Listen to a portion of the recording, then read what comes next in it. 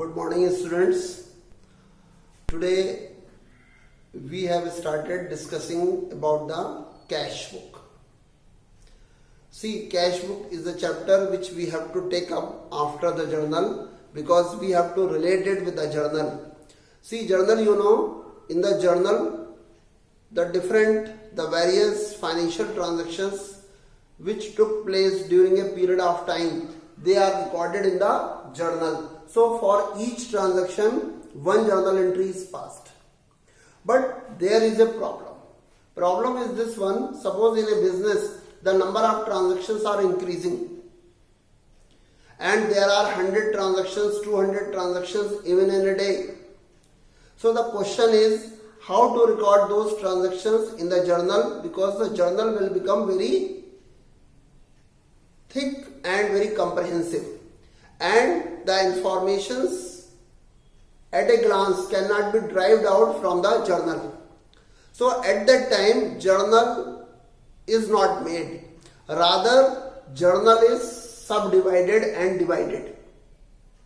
So for that purpose, a special journal is made, and in case of a special journal, the first record which is made is the cash book.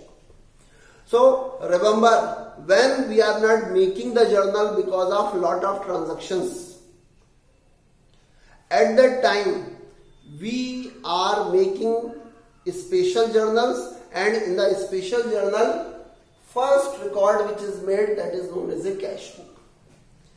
Now by the very name you can locate what book is this. This is the book to record the cash transactions.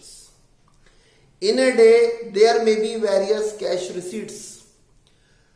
In a day, there may be various cash payments. So, to record the cash receipts and cash payments separately, we make the cash book. So, cash book, remember, is a special journal, or it is also known as the subsidiary book, or it is also known as a special purpose book. But this cash book is made when journal is not made. So cash book is also a primary book of records because cash transactions are recorded very separately in this cash book. Very separately. Various cash receipts are recorded, various cash payments are recorded. So this cash book is a subsidiary book, you may say. It is the primary book of records, and it is said as the special purpose book. This special purpose books or special journals are made when journal is not made. So cash book will give the picture at a glance regarding the cash transactions over a period of time. It may be in a day, or it may be for a week, or it may be for a month.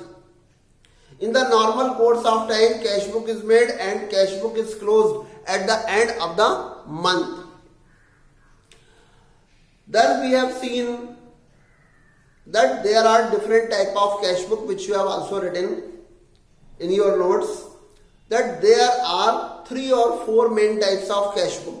Single column cash book, double column cash book, triple column cash book, and petty cash book. In this, out of these 4, we shall not discuss the triple column cash book. We shall discuss the single column cash book, double column cash book, and then petty cash book. Because triple column cash book is not in our syllabus.